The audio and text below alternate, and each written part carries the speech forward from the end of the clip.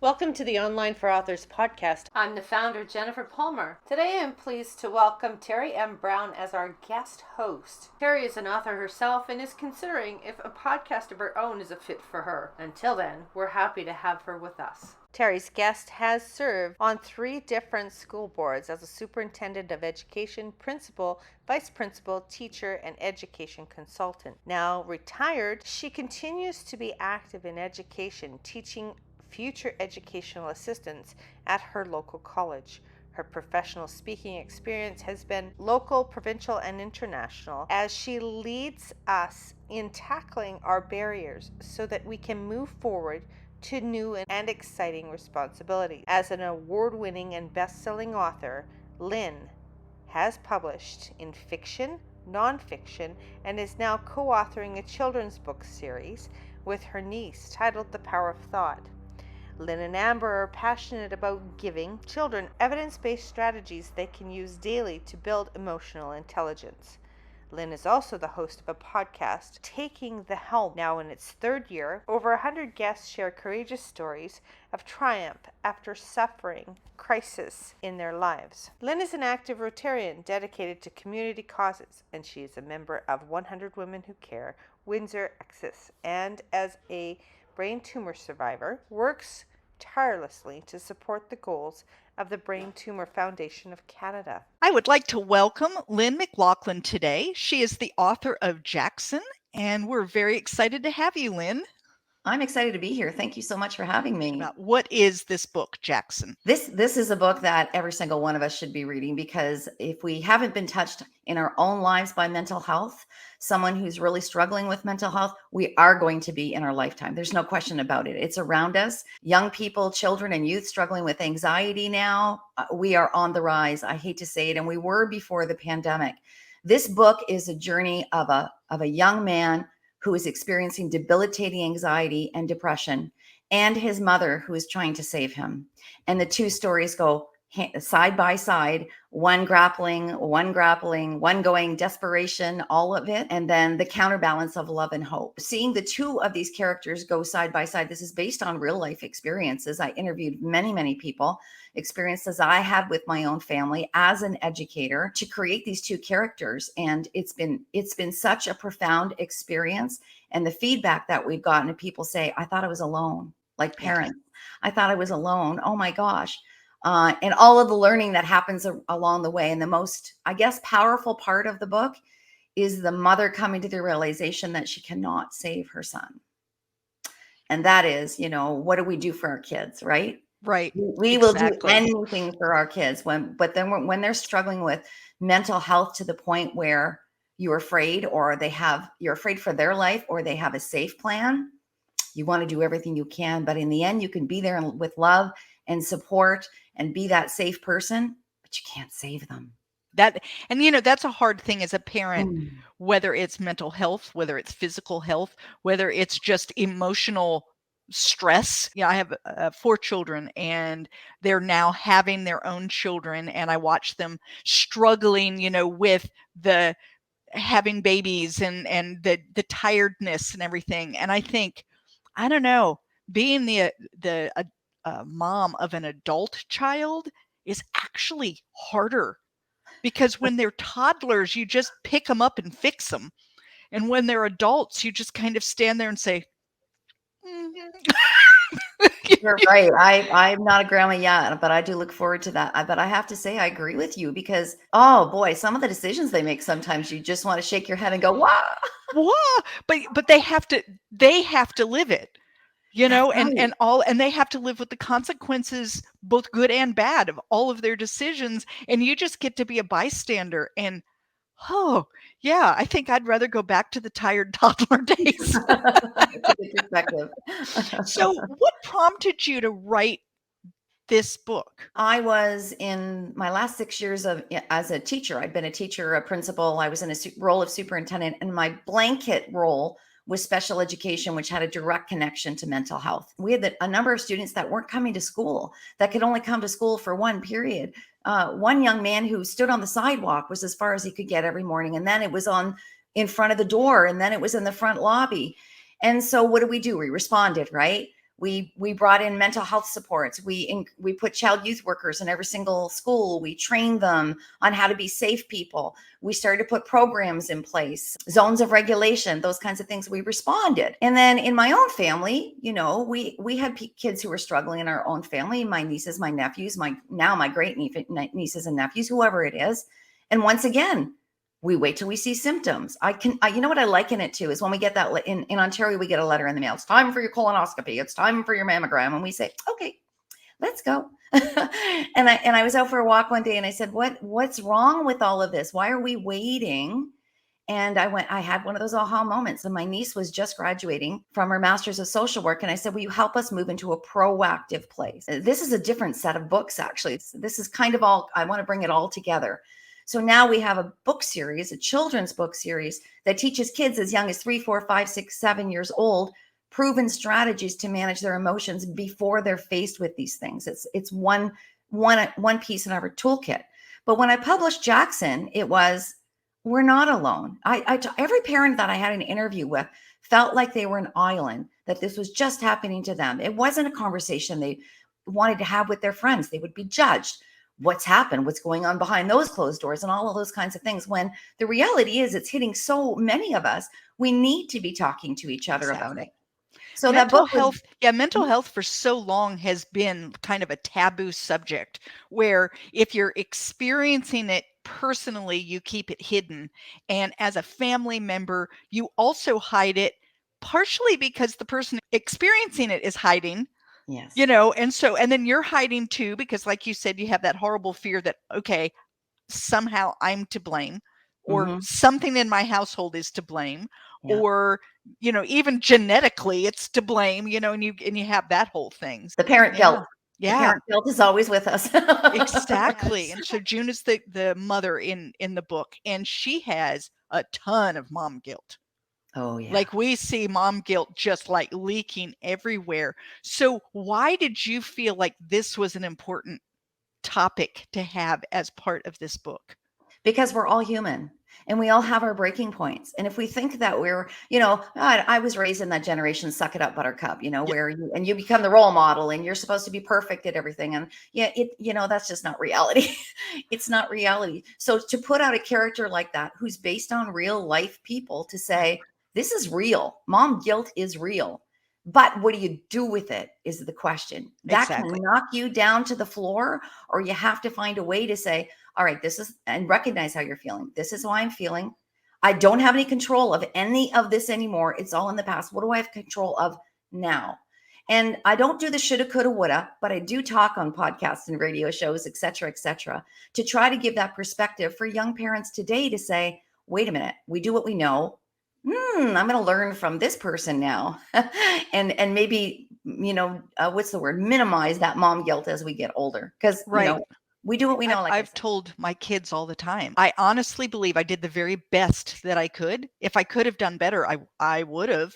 But given whatever tools I had at the time and whatever I personally was going through and my capacity, you just do the best you can. And now that they're raising children, it's kind of like, and you're going to see it for yourself. You're going to do things sometimes and think, wow, that was really the wrong move. Right. So one of the quote unquote wrong moves is that June and her husband learn that, he has anxiety, but they don't really talk to him about it and give it a label.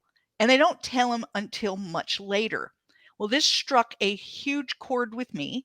I have a daughter, my youngest, who has Asperger's. They now would call it on the spectrum, but at the time it was Asperger's. I knew when she was pretty young, and I didn't tell her because I didn't think there was any positive effect to telling her.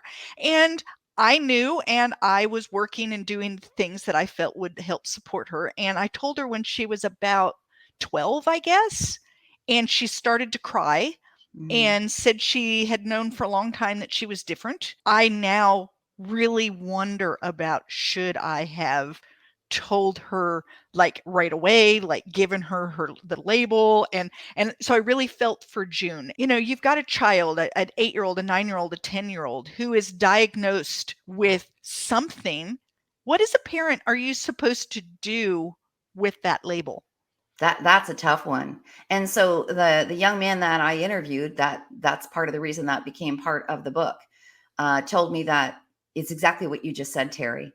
I knew I was different. If I Yeah. knew there was a reason why, it was because my brain was operating differently than everyone else, then I think it would have helped me. But easy for them to say too, right? Right. In retrospect. So I don't think there's one standard answer to that. I think you talk to the professional to say, what should we be doing in this circumstance? In that situation, the parent was worried about that label and what Right. that label would bring, and lowering the expectations because this person has some anxiety, so now we're gonna so there's just so many things to juggle in a decision like that. It's not an easy one. I hear you. It's a tough one, but I guess June makes people think about it as opposed to just right away saying, oh, that's not something we're going to talk about. Right. Because I do go back in my mind a lot and think, well, what would have happened if I had given her the label? Yeah. And it's like, you don't know. you don't know, and you can't know, and you can't go back and change. And so, I was just curious what your thoughts were, because as I'm reading that, I thought, well, June, I understand where you came from, because not giving the label for her was a way of protecting her son. It was a way of allowing him to have a more quote unquote normal childhood. It was a way of, not giving him excuses to give in or give up or achieve less or all of those things, right? Yeah. And yet he felt like he had somehow been hurt by that. And it was like, oh my gosh. Yeah. But then on the other hand, had she given him the label, he might have later said, why did you label me? If only you hadn't labeled me, if only you'd treated me like I was normal. I mean, It's true. Yeah. It's a tough one. It's a It tough is. question, Terry. So I really enjoyed how you had 2 points of view. We would be doing the same issue, and we'd see June and we would see Jackson, and sometimes they seemed like they were pretty far apart. Mm-hmm. And I Yeah. thought that was really interesting. What prompted you to write a book from 2 points of view like that, as opposed to like just focusing on Jackson or just focusing on June? Because of a situation with a family member, I'll just say it that way, where that was exactly happening, and the relationship was becoming more fragmented. Isn't even the word. More confrontational. It wasn't helpful at all. And so that parent at that point said, that's where they said, I need help. I need help with this. Where's the line? Right. And I go back to myself and I say, I've learned a lot of things in the last 10 years of my life. It's taken me a long time to do it. And I went to counseling to do this myself. I found out that part of the reason my relationships with many people, sometimes they're great and sometimes they're not. I'm a control freak. Well, if you're going to be a control freak, in some situations, that doesn't help. How does a parent who's a control freak come to the realization that I am hurting this relationship? I am not helping this child in the situation that they're in right now, whatever it is, if it's a daily struggle, whatever it is. So when we come to that realization and say, I need help, that was the premise of telling the parent side of the story. And you'll notice that the father is kind of in the background, but you're not really hearing a lot from the father, because I really thought that was going to become too complicated, having three main characters. Having three, right. The premise of it was to say, when someone is going through this, they have to figure out things themselves. I'm talking about adult children here, right? This young man was an adult by the time things really came to a forefront. Exactly. But are we helping because we're trying to save, or are we actually making things worse? And it's only by personal reflection and walking down that path with June, which encompasses the stories of several people, that you get to see that grappling and how she comes to the realization that this is what I need to say. This is what I don't need to say. I can't do this. She was creeping on her telephone every single day, multiple times a day, to check on her son, to the point where she was not well.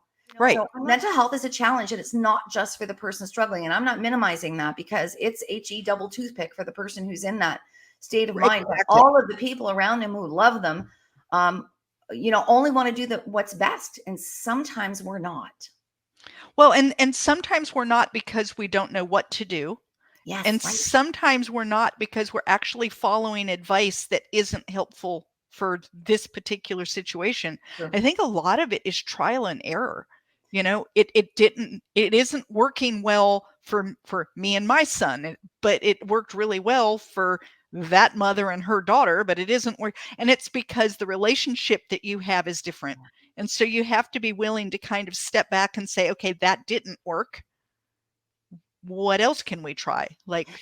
Yeah. And the hard part so Jackson is suicidal at Right. one point in the book, right? When you Right. have a child who's suicidal, that trial and error becomes terrifying.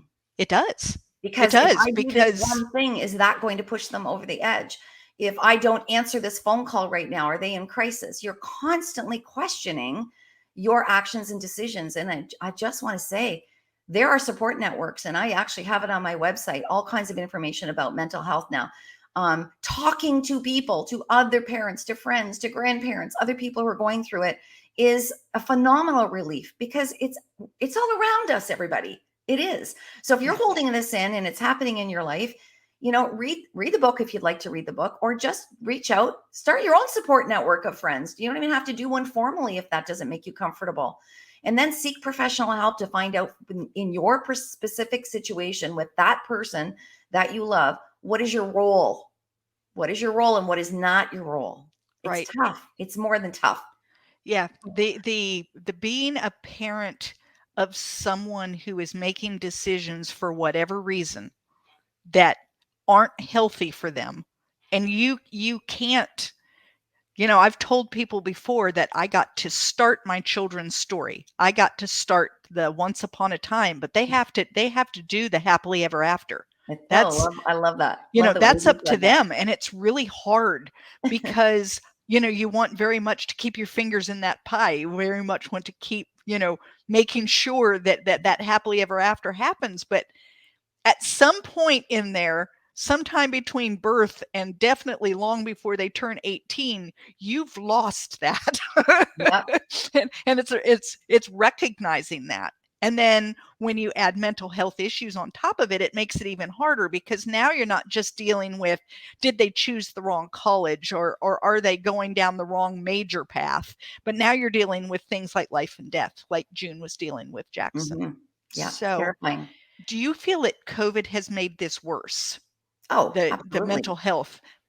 Yeah. Oh, absolutely. I mean, I've got research studies all over my website, one page of my website, with the effects. The Center for Addictions and Mental Health here in Ontario, which is our largest teaching hospital, did a full report. It's absolutely had detrimental effects and getting out of that. But we were in a bad place to begin with. 70% of mental illness begins in childhood or adolescence. 70%, right? So we did what we thought was best, right? I'll go back and say we could do it differently. But if we think about that first, we didn't know if it was airborne, if it was on a surface. We didn't know anything, right? Like we can't forget how terrifying it was at the beginning. But we created a safe place, and we've told our kids being home alone in front of your computer is safe. And now moving them out of that is a big challenge, especially for young people who already had a level of anxiousness and anxiety. And now they're going back out into an environment that's a big trigger for them. So to me, it's the proactive piece now. What are we doing? We know this is happening globally. What are we going to do about it, rather than waiting until symptoms occur? And I'm not negating, and I love what not-for-profits are doing. There are people coming together locally who are volunteering their time, professionals outside of all of these things have to happen, because we cannot rely on government to create the system change that's going to be needed. We just can't. We have to do the grassroots movement from the middle to say, what are we going to do? And giving kids tools and strategies from when they're young is, to me, it's not going to prevent it. But if every child learns 5 things that work for them, that's going to help them calm their bodies and mind and not have those blowups and be able to respond to all of those changing circumstances and craziness in this world, then they have 5 more strategies than they would have. Exactly. Exactly. Talk about this children's series that you've created. Oh my God, such fun. So I called my niece on that day. I was out for a walk, and she was just finishing her Master of Social Work, and I asked her to write a book. Turns out it's 2 years later. It's a book series. We called it The Power of Thought. We beam everybody off to this fictional planet where all the children, all the beings glow in the color they're feeling, because they haven't managed to control them yet. And each of the 5 books teaches a proven strategy. And they're all named after crystals. I think it's Carluni, who's lying in bed, and they all went to the park without me. And oh, what did I do wrong? No, I'm left out. And then this is the book where we teach breathing as a strategy, which takes them to a place where they can rationalize and think about, all right, this could have happened and that could have happened. And now I have a plan to go forward. So it has been such fun. We hired an illustrator out of a secondary school. She was just graduating here locally. We print locally. It's been a phenomenal experience. And we shouldn't have been surprised by the feedback, because I learned a lot from my niece. Oh, so much from my niece. She's basically, it's taking some principles of mindfulness and cognitive behavior strategy and taking it into a children's world to give them proactive, tools. So we've had parents come to us and say, oh, I needed this book. Yes. I needed to learn this strategy. And for me, that's what it comes down to. If we can't manage our own emotions, how in the world can we possibly model and normalize that conversation about feelings in our own home? And it's tough for some of us, the way we were raised. Talking about feelings in our own home and modeling that mistakes are okay is really imperative. We have 271 emotional vocabulary words in the English language right now, 271. And I love the way she describes it. Kids, it's like a fuse box. There's so much coming in around us 24/7 with the information, with the social media, whatever it is. Those fuses blow if we don't find a way to release them. They blow up. So why not give our kids some strategies so they can learn to manage those by modeling them ourselves? We have to learn them ourselves first. Did I do deep breathing 5 years ago? No. Yes, I did, actually, before I ever talked on stage. I always did deep breathing because I thought I knew I'd pass out. I knew my trigger. I had a plan, but I never called it deep breathing. And you would have never thought to use it for a different situation, right? Exactly. You had to wait until you were almost passing out to use your deep breathing. Exactly. You got it. So that's what the series is about. And we're just loving it. No, I love that. So you have 5 out now. Do you plan on putting more out? We have paused at 5. So here's another thing with COVID. I've published using hybrid. I published using a publishing house. I think we sought out 87 agents. Most of them were shut down during COVID, or they weren't taking any new clients. So we decided to self-publish, which has been a phenomenal experience. I pretty much know the ropes through that. But we would, if we're going to do 5 more books, and we already have the titles in mind, we already know exactly what we would do. We would like to go through a formal publishing contract with that. Yeah. Right. We weren't offered a contract. And for all of the authors out there, when you do some research, the Independent Authors Association, if that's the way you go, they have a watch list. You need to check that watch list. Absolutely. The one who was making us an offer was in the red, and nope. Yeah. It is scary out there trying to find, you want to be published, and there are people that will prey on that. Definitely will prey on that. And you're so excited about the idea of being published that you just kind of jump at it. And you're right. You have to be very careful. I don't think a local author would mind. She's actually launched a lawsuit against a company who said they were traditional, who are clearly not traditional, but they still own the rights to her book. She's published, I think, 11 before then, but she went with a different publisher. She can't do anything now. That beautiful book she was about to do a launch for is dead in the water until she resolves this lawsuit. So yes, caution everybody. Do your research. Absolutely. Absolutely. Kind of go back to, Jackson. We've got his mom saw things when he was young. And they did things for him. They said, okay, well, we need to take him and have him evaluated and all the other stuff. As a parent, what do you need to be looking for? Like, what is considered a mental health issue versus my kid is just being a brat, or my kid is just, do you know what I'm saying? Because you don't want to label everything as anxiety when it could, I don't know, just be like poor temper tantrum. Temper tantrum, or, because kids aren't always well behaved. I mean, they have they're allowed to be just like we are. I'm not always well behaved. So, so what constitutes a mental health problem? What does a parent look for? I think you follow your gut, for one thing. There are checklists all over. You go to any child mental health website, you'll see the checklist of what's considered the norms at certain ages. You can expect temper tantrums at the age of 2.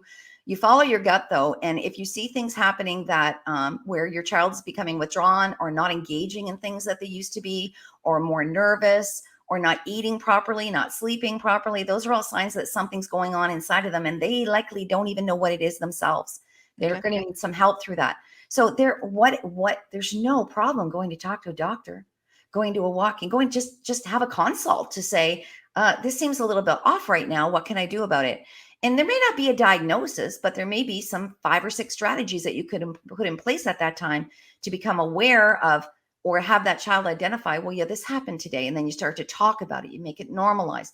What can we do about it? You help them solve the problem. And as they get older, it looks different.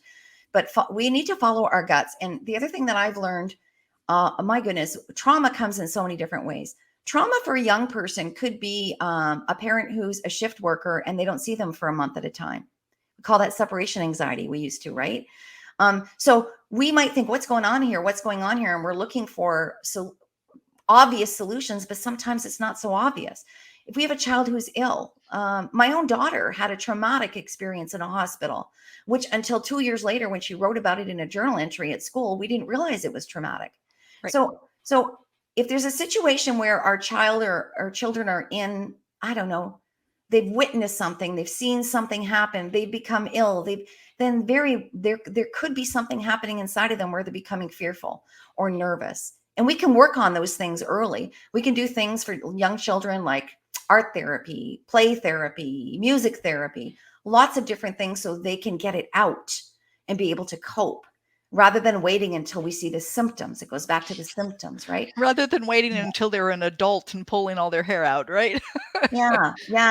Or they start to look for external gratification through things that cause addictions, right? Right. Which happens with Jackson. Jackson's always looking for something to solve his problem, without realizing that this is how he solves his problem by using his own mind. There's a lot of the idea of almost a self-medicating.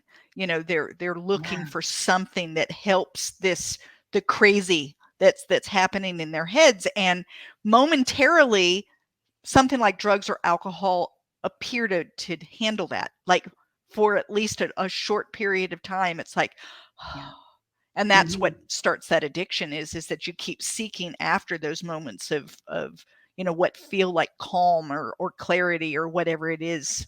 So, where would a parent or even just a friend with someone else who's a peer to theirs, where do they look to find good resources, good places to go? Or what if they go to a doctor and the doctor just kind of blows them off? Where do they look to find the help that they need?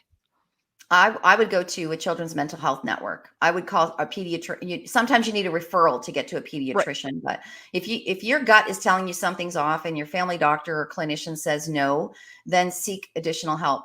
There are 24/7 call services. There's mental health support networks that are out there. There is a mental health first aid course. It's on my website with a link that you can take for free through Ontario, so you can understand and I have assist training, suicide intervention training as well through the work that I did. When is it I'm okay to just listen and leave? When is it okay, but I'm not going anywhere until someone else is home? And when is it okay to say, nope, you're coming with me to the hospital, or I'm calling an ambulance, right? So that kind of course really helps you to differentiate and know what to say and what not to say.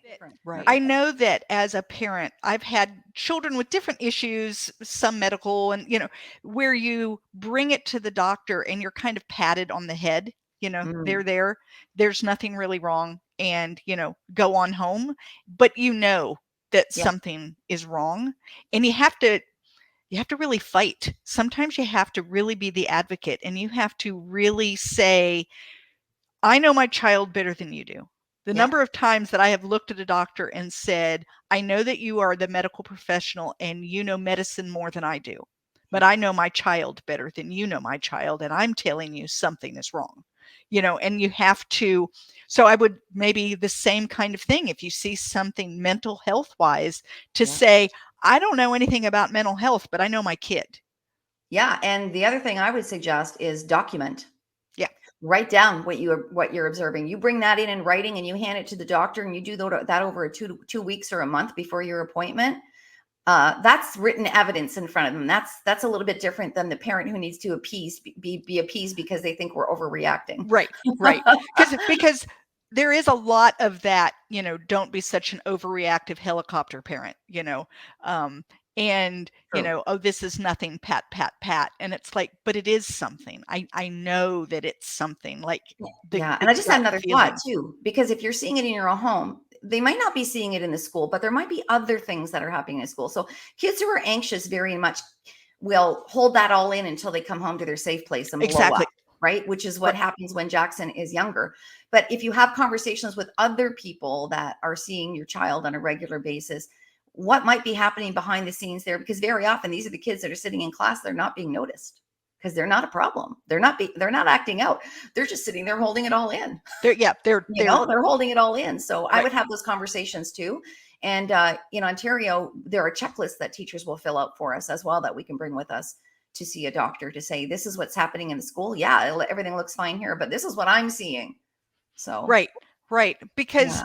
I think that's another thing for parents to understand is, you see a child who's maybe acting out in one situation and not in another. And so you just start making assumptions that, well, the child can behave and they're just choosing not to in this situation. Mm. Maybe step back and say, maybe they're choosing to hold it all in the good situation. And they're Yes. letting you see, what's Yep. actually happening to them, And that's a perfect example of you let that child go through that emotion.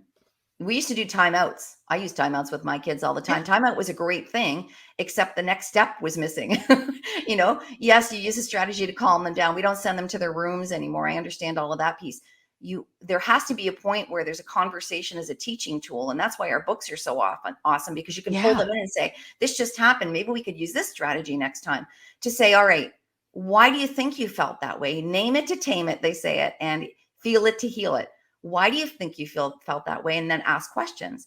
Now, Right. when you feel what can we do to help you manage it? And then you start to model it. If it's deep breathing, you say, let's take some deep breaths, and you do the deep breathing. Like, so it comes down to helping them figure themselves out when they're young. Right. This is an interesting conversation because Mm. I have a grandchild right now who's 4 years old, sweet little thing, but she and her mom are like at loggerheads right now.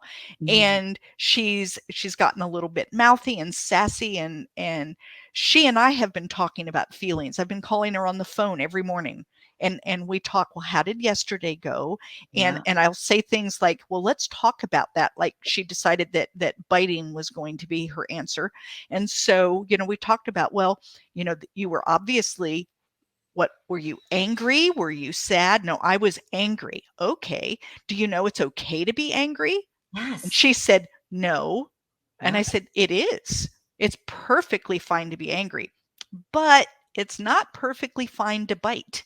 You got it. That's, you know, You got it. so we need to come up with something else to do Yeah. when we're Perfect. feeling that anger, and it's like, and I know as a parent that's hard because you're in the middle of the moment and you're trying to stop your 4-year-old from biting. Yeah.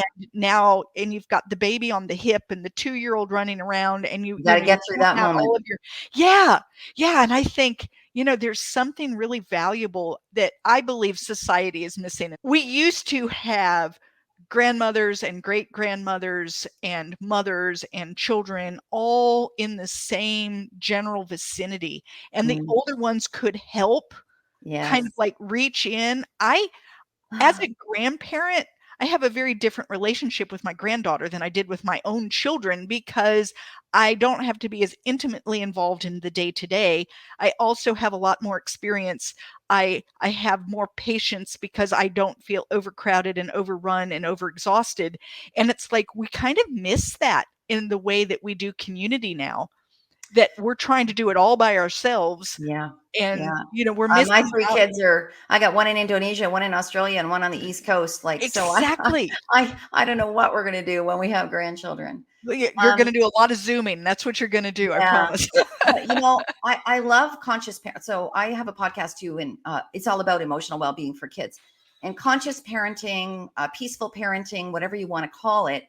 I love the premise of it, but people have a total misunderstanding that it doesn't come with consequences. It absolutely comes with consequences. It comes with guidelines.